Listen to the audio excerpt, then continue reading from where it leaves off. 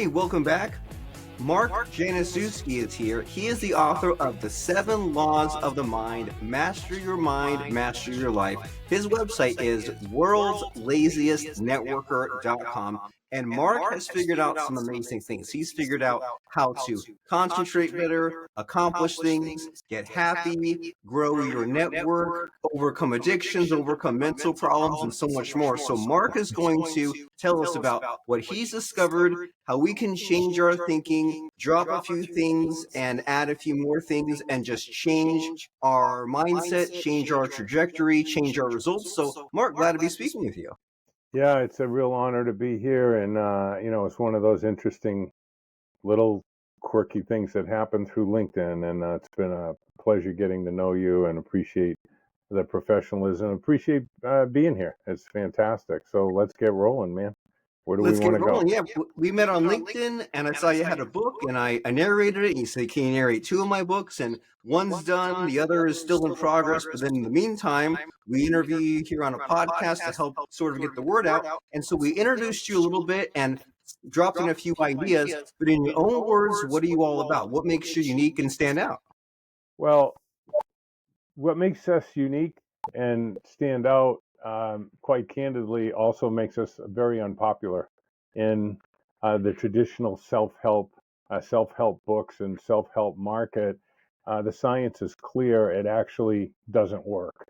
The self-help industry is a $12 billion industry with zero quantifiable results. They'll always tell you 1 or 2 fantastic stories about someone that got their course or went through their book, but the science is pretty clear, and I think that would really be a good topic. And somebody might say, this guy's saying self-help books don't work. Yeah, they don't work. The average person that buys one buys 7 more, and nothing changes. As a matter of fact, most people get very frustrated because the conscious mind understands it, but they don't do it because the subconscious mind is running the show. Better than 95% of the decisions that a person makes in their life are made in the subconscious mind, triggered into the limbic system, which evaluates the reward potential for a judgment call. And it's going to it's going to run on history, their perception of incidents and experiences that they've had in their life. This is what's known as the blueprint. And the blueprint is run by the subconscious mind. It runs your whole body, and actually it runs your life.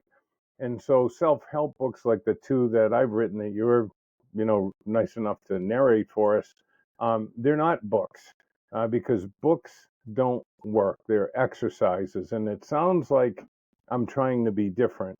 But if you understand the science, and you're honest about all those things, walking the dog more often, getting to the gym, eating less carbs, or whatever it happens to be, these resolutions go down the drain. And as we read these books and understand them, and there's some good material in them, I'm not knocking the books. I'm just saying that that's not what makes people move. What makes them move or not move in a particular direction is the perception of reality in the subconscious mind. And to change that, you've got to discover how it works, meaning the mind. If you don't know how the mind works, then you keep pouring stuff in there. And like most people, and this certainly describes me, I suffered with this stuff. I mean, the average person buys 7. I had about 27, 28 of them. And man, I could quote them and everything else and talk really intelligently about them, but nothing was changing in my life. I was living what Thoreau described as a life of quiet desperation. Most people live lives of quiet desperation. We know we have more potential. And I'd love to talk about that in the next round, but a little bit later in this wonderful time with you. But until you understand the primal power of being and what you're actually sitting on between your ears, then all these little changes that people want to make resolutions, they read this self-help book, or they want to change this, and they don't, it eats our self-esteem. And in essence, we quit. And then just the absence of pain starts to feel like pleasure. And this is a life without passion. And a life without passion is, in my opinion, is pointless. You got to be on fire. So yeah, that's sort of the trigger behind it all. And that's why the courses that we offer, that are these books are built around, They help people learn to help themselves, understand the subconscious mind, and more importantly, how to influence it, and even more importantly, when you can actually influence it. If that makes sense. That's exciting. And I'm curious to jump into that, especially that last bit you mentioned there of like the timing, when to influence it, because I think you're so right. A lot of people are on a scary path of just like living in a cycle and living a mediocre life and settling. And we don't want that, right? And you mentioned that we read these self-help books and they tell us these things that we've heard so many times before and we don't really do them and it's comforting, right? They tell us to have a to-do list and prioritize and make time for things and focus and affirmations and accountability partners and all these other concepts. But then when you're mentioning there, it's like there's these two realities, right? There's kind of your logical mind and your conscious and your subconscious. And anyone who's ever gone to work, been in school, has had this kind of herding cats problem of like, I wish I was excited to do homework. I wish I was motivated to knock out my tasks. And so, why doesn't this work? And what's the better way of going about it? Well, I, I want to be clear, okay? I don't want to turn this into a science lesson, but it's based on, here's what's really interesting about the science in the last 25, 30 years on this subject. It turns out the ancients were right all along, all the way back to the Buddha, okay? And so let's go to a person that's born. This is created by the master architect who doeth all things well. So they have this perfect operating system, but it can't do anything because there's no programs in it. Okay, there's no programs. So how do we get these programs in? Well, nature designed us so the first 6.5, 7 years of our life, we are in the theta state, 4 states of mind: alpha, beta, delta, and theta. And the theta state is really almost a state of hypnosis. And so we are just taking in information by watching our family, and then as we grow a little bit into the neighborhood, the kids around us, and so forth. And unfortunately, a lot of it's coming through these things today, as we know. But anyway, these are the programs that are be downloaded. So things that come easily in a person's life, there's a program for that, right? And things that people struggle with and constantly are disappointed or angry or mad or sad are really it seem like two different states of mind. It's really just a different acting out of the same trigger. It's just failure to execute, and that's because we have self-sabotaging programs. So the good programs, the things that come easily to you, you have good programs. You got that through observation in the theta state. So the theta state is when the subconscious can be influenced. It's actually recording. And this would be just when you're going off to sleep. So instead of checking my email, our students don't check their email. Well, they can check whatever they want. But when it's time to get in bed and lay down and you're done, it's not falling asleep with the phone or reruns of Frasier or something like that. They're actually listening to a recording of their own voice. And as you're falling asleep, you're not awake anymore and you're not asleep. That is, you're back in that priceless theta state. And in that theta state, you're just programming into the subconscious mind. We're not talking about these long, wonderful, flowery, just so wonderful affirmations. Really simple things. I'm a successful author. I do the things successful authors do over and over and over and over again.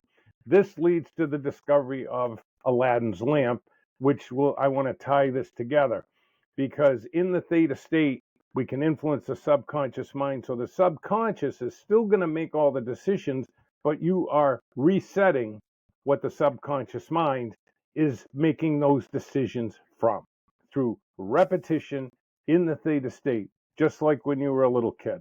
Okay. So in 2450 BC is the first writing that we have of what's known as the trickster god, and it was Jinn. The trickster god would be like this: you're royalty and you want all the gold, okay? And the trickster god, and I'm a good guy and I'd like to have a little bit more gold, but I'm just a worker among workers. Well, the trickster god gives it all to me because you wanted it for yourself, and I thought I could put it to good use. And this was known as the trickster god, Jinn. You can easily see the transition into the word genie, the genie in a bottle. Aladdin and the magic lamp, the magic carpet, right? The fairy godmother. Why has this sort of character that will wishes been with us since 2450 as a matter of record through today. Well, it's actually one of the 7 laws of the mind, and that's the law of subconscious activity. Once the subconscious accepts something, okay, when you have a thought, 2,000 synaptic connections fire in the conscious mind. 4 billion fire in the subconscious mind at the same time. So when you reset that to, I'm a successful writer, I do the things successful writers do, or I'm a successful network marketer, I do the things successful network marketers do, whatever it is, or I am happy, I am happy, I am happy, over and over and over again. And you listen to that last thing at night, first thing in the morning, because suggestions around the house, stickers and dream boards and all that, they're fine, but they're just suggestions. They don't really influence the subconscious mind. So with Aladdin and the magic lamp is the one most people in the Western culture are familiar with. You had to find the lamp, which is understanding the primal power of being, that you're powerful beyond measure. Now, here's the science that matches Aladdin's lamp. In 1965, NASA started a study, okay? They were looking for smart people, creative geniuses, and they tested 30-year-olds and 20, and they said, well, let's test 25s, and it was a little higher. Let's test 20s. It was a little higher. They got down to 5-year-olds. 98, this is fact, 98% of 5-year-olds test out as creative geniuses. They followed those people for 25 years, and by the time they were 30 years old, 31 years old, 2%. So the intelligence quotient pie chart you see is wrong. 2% idiots, 2% genius, 17% slightly below average, 17% slightly above, and the rest of us average intelligence. It's accurate, but it's not true. That's how people test out, but it's not who they are. Here's the point. Everybody's a creative genius. That's a fact. Okay. Does that not match Aladdin's lamp? So in here, in our imagination, we can create a reality and we can manifest that reality. Now, that sounds great, but you got to do the work. This isn't the nonsense like The Secret and all that. That's, God bless them, okay? But they wrote it to be sold, not to create change. Change takes hard mental labor to alter those habits, and that's why the course that we offer around this, the Master Key System, which incorporates all these principles and gives someone a hands-on guide for 26 weeks. It's a 6-month course. It will challenge people. But I look at it this way. Give me an hour a day for 6 months. That's 168 hours. That's 1 week out of your life to become your own Aladdin's lamp and to be able to alter your reality, because you will do more good by living one day that way than a lifetime of preaching. Stop telling your kids you can be anything you want to be when you're not. Does that make sense? So this science now matches the Aladdin lamp idea. Is it turns out the ancients knew all along about the subconscious mind. Get the right idea in your mind, whatever ideas are in your mind. If you want to know what you really believe, look at your life. It's a printout of what you actually believe. So that's a very exciting thing for me, and it's why I did networking to fund building this course that we could actually give away to people, and in a very unique program for a buck, which is, we're pretty excited about that concept because of the generosity of people. Does that make sense? It does. And this is a cool concept, how you've combined all these things, right? You've combined the ancient with the science, with the tough love, harsh reality of the present. And a lot of what you said here makes sense, right? Like, I mean, I read The Secret like years ago. I read Think and Grow Rich years ago. And I know you have opinions on that as well. But a lot of this is packaged as they kept the easy parts in and left the hard parts out, right? It's like if you want to get in shape, want to go to the gym, you can't just do it a little bit when you feel like it. You have to put in the consistent work and get it done. And some of the concepts in Think and Grow Rich they mentioned, I'm like, I should do that. When they mentioned about things like wake up in the morning and like rewrite your goals and speak them aloud. I'm like, I've heard that, I haven't done it, but I'm really fascinated by your idea here of speaking out the wishes in your own voice and listening to it as you fall asleep. But that's just kind of like a little bit of a taste of the system. So you mentioned how you have your students and you have this course, and from like a high level overview, like what's this 26 weeks about? Like what are the activities? What sort of change happens? Well, what happens is Well, let's talk a little bit about Think and Grow Rich and Napoleon Hill, which, by the way, this is a, let's see, which one is it? Yeah, so here's Think and Grow Rich, an original copy that's actually signed by Hill, whose career was in the dumper, and W. Clement Stone, who trained me, built the largest, most successful sales force in history. Stone, not me. um, he resurrected his career, and then when he found out what a charlatan he was, he bounced him. It turns out Hill actually did not write the book. I'm an English and education major, and I've read his writings before and after. There's no way he wrote very much of that at all. His wife, Rosa, did. And where he got the material was from Charles Hennell, the Master Key System, which, my experience is it's the most powerful of all things that you can do if you actually want to improve your life. It's a challenge, but it's really kind of cool. It was meant to be read one chapter at a time for a week. Okay, so you want to read less and think more. And what do you want to think about? What you read and how you can apply it in your life. There's actually now, can you believe it, self-help groups out there to help people stop people from buying more self-help books because it just increases the level of frustration. So what happens is we bring people through Charles Hennell's Master Key System, which W. Clement Stone used, Andrew Carnegie, then the richest man in the world, used, and obviously it swept through Silicon Valley. And unlike popular belief, it was not banned by churches. That's more nonsense from your basic book burner types, but that's another whole podcast. Anyway, so what happens is people go through the course. Let me tell you about the marketing model because this is something we've been criticized for. I think it's absolutely preposterous and the slick marketing that's out there right now. A total stranger comes on and he says he's an expert and he's learned how to position himself in the market. And he has 3 or 4 testimonials, and then he justifies a $2,000 price tag. Folks, I don't think you should do that. I think you should be able to try something out for free and then decide what the value is. The consumer should decide the value. So people pay $1, and that registers them, gets them a certified guide. They can then fill out an application for a scholarship, and they can pay it with PayPal. This isn't hidden in the fine print, $40 a month or something like that. After the 4th week, the members then vote. Now, it's a mastermind alliance. A mastermind alliance is not all this nonsense you see online, master classes and mastermind alliance. A mastermind alliance, by definition, is 2 or more people working in perfect harmony for definiteness of purpose. And so people have to be in harmony. So the group votes, you guys should continue to give this course away, and or you should sell it. Now, if they vote to sell it, they pay nothing. Okay, if they vote as a group to give it away, then we continue to give it away, and then they vote as a group what the minimum should be for hardship cases. And this just blows us away. It blows most people away. It didn't really blow me away. It's based on, in my opinion, the greatest essay ever written is Emerson's Law of Compensation, which basically gets down to 4 words: give more, get more. And so what happens after the 4th week, they vote. We show them the vote. It's just them. It's not veterans. It's not lifetime members. It's not staff, just the new people. And since 2010, they've always voted to pay it forward. They set a minimum. And then at that point, after 5 weeks in, they decide, I want to continue, and they pay it forward for people that they never even met. And I got to tell you, if that doesn't make you feel good, nothing does. This year, we have enough funds for 406 people to be able to take this course and go through the hard mental labor that will help them make those transitions. Now, it's only hard the first few times.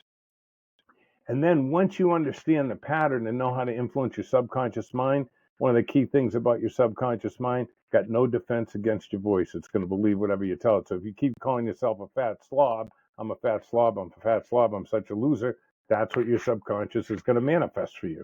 That's really what's going to happen. And that's actually a chemical addiction. If we have enough time, I'd like to talk about that for a minute or two. But basically, people understand that by giving more, it returns to them over and over. And so we've had some incredibly generous people, and we've made it affordable. They make it affordable for anybody, but the members determine the value of the course, not me. And they blow us away every year with their remarkable generosity because people are basically good. And if you give them something, and let me just be real clear. Nobody changes anybody's life. Okay. I can't change Robert's life, but I can create an environment where Robert can learn the tools of how his mind works and do the work with the help of a guide. We give each person a guide. They get that guide for 6 months. They work for them. And this is all under that PIF program, the Pay It Forward program. It's already covered for you. And so basically what happens is they go through this transformation and they learn the pattern of it and how to set up psychological triggers so the subconscious is influenced constantly all day long with colors and shapes and their own voice. And this isn't about repeating things over and over. It's really only going to be effective in the theta state and in the subconscious level. And we've developed proprietary methods to do that. Because here's the real problem, Robert. Do I have time to talk about this chemical addiction? We have about 5 minutes if you can. Okay, so get in. here's what happens. Okay, this is, again, we're in science now, and this backs what the master teacher and the Buddha said. The master teacher said, "According to your faith, be it unto you." He wasn't being religious. Okay, he was saying what you actually believe. Okay, so here's what happens. What do we actually believe? Your life's a printout of what you actually believe, not what you say you believe, not what you tell Robert you believe, not what you think you believe, but your life's a printout of it. So let's say you're a procrastinator and you go, "I'm not going to do it anymore." And you have 3 or 4 days where you're not procrastinating. You're really determined to do it. Okay. Your subconscious is still holding the same thing. But interestingly enough, there's a little factory in the back of your head called the hypothalamus. And every time you have a feeling, so when you procrastinate and then you're like all upset with it and you're, let's say, self-pity or anger, the little factory spits out hundreds of thousands and millions of neuropeptides for each emotion. So there's one for each and every emotion. Follow this. This is unbelievable. Again, Nobel Prize winning award. So every cell has receptors for those peptides, and they get addicted to those peptides. So you go 3 or 4 days, and every time you get yourself into a jackpot over procrastinating, you feel self-pity and anger. Well, those cells, so you go 3 or 4 days without procrastinating, those cells are saying, "Feed me, feed me, feed me, feed me, feed me." And they don't want any peptide, they want that peptide. And you will unconsciously start to procrastinate again. So the chemical addiction is met. So the cells are happy, but the mind isn't happy. In this course, we show you how to interrupt that and alter the receptors, not the receptors, but the peptides that go out and get them addicted to joy and happiness and kindness and empathy and compassion and success. And it takes work. I mean, anybody that thinks they're going to go away for a weekend, be mesmerized by somebody, and walk across ice cubes or hot coals, and their life is going to change, they're either on drugs or they need to be. So we have done that, and people can get on the early notification list at masterkeyexperience.com. And there's 406 slots available. And we're really excited about it. It starts at the end of September. Takes about a week or so to get your application process done. And we help people learn to help themselves find Aladdin's lamp, which is the subconscious mind, the law of subconscious activity, and program in what they want. This isn't about getting things out. You can't do that. Only a habit can replace a habit. So you can't stop smoking, for example. You've got to start walking or drinking water or hitting a tennis ball. You have to substitute a healthy habit or a positive habit for those self-sabotaging things. And once you do, candidly, it scares you a little bit, but in a good way, because now you have the courage to step into uncertainty. And this is where it all happens. So you can see we want to repeat our history, even though we say we don't want to, because when you were a little kid, speaking of books, mommy read The Little Train That Could to me over and over and over again. Why did I want to hear the same book with 40 books? Because the boogeyman was going to get me and he was going to eat my face. And I woke up the next morning and he didn't. So what do you want to read a different book? No, Little Train That Could, Little Train That Could, little. So routine or certainty gives us a feeling of comfort, and it's false, because the worlds that are available for everybody that's listening to this, they're unlimited in potential, but they are not in certainty. They are stepping into uncertainty. And most people, because of their perceptions of reality, replace uncertainty with awfulness and do what's routine for them while simultaneously complaining to their friend, I'd like my life to be better. But we repeat the pattern because of what we talked about before. So I don't know if this is too deep into science and ancient wisdom, but clearly it's a passion of mine. And seeing people break through, I got to tell you, it's good for the soul. Makes it feel good. Does that sort of too much or hit the spot, or what do we got? It's temporarily too much, which is good, right? We need to wake up, and a lot of what you said makes sense. This idea of self sabotage and the randomness of your upbringing and those experiences sort of set you in your ways, and it's hard to break out of that. And it makes sense historically why this happened, right? Because when you're a caveman and it's dangerous to leave the cave, you don't want to do that. But now that we are in this world of possibilities, we should take risks, right? We should travel. We should start that business. We should do the networking and contact with people. So now it's time for a different mindset. It's time to rewire some of these things. So you said masterkeyexperience.com. Is that the next step to go to? That would be the next step to go to. That will put them in the master key. Right now, we're adding people onto the wait list. We did a thing with a company last week, a networking company, and 106 people have claimed scholarships already. So there's 406, really just around 300 left. Get on the early notification list. Check it out. There'll be a couple of videos in September that'll go a little slower over some of this stuff, but it really just gets down to one thing: um, honesty. Just being honest.